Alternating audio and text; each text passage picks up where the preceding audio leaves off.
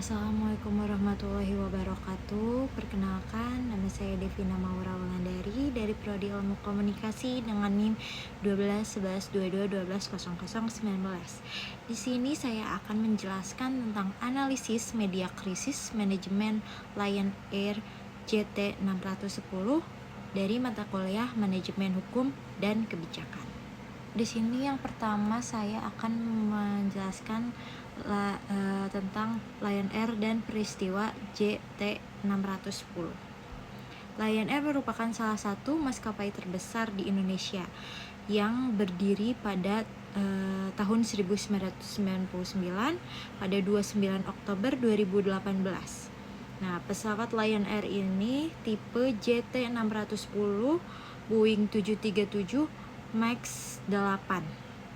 Nah, jatuh ke Laut Jawa hanya 13 menit setelah lepas landas dari Jakarta menuju Pangkal Pinang. Nah, kecelakaan ini menewaskan seluruh penumpang sekitar 189 dan kru yang berada di pesawat tersebut.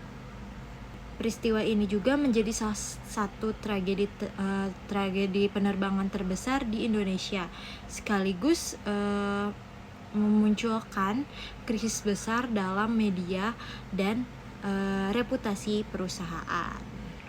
Nah, selanjutnya ada langkah atau tindakan dari Lion Air dalam proses krisis.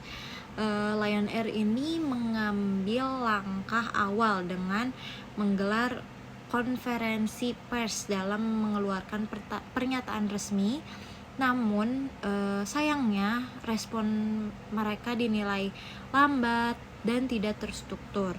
Kurangnya juga transparansi serta komunikasi yang minim, empati menimbulkan persepsi negatif di masyarakat.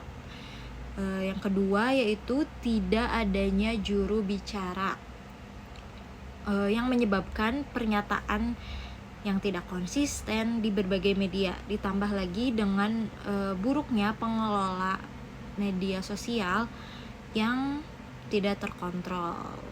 Ada juga beberapa kelemahan dalam strategi media, itu tidak adanya pusat komunikasi krisis yang khusus menangani informasi dan koordinasi media. Yang kedua juga mereka gagal dalam mengelola emosi dan trauma publik secara psikologis dan komunikasi.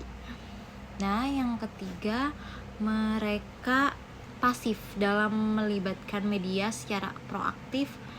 Dan yang terakhir, terlalu cepat menyerahkan kendali atau kontrol komunikasi kepada pihak eksternal tanpa memperkuat citra internal.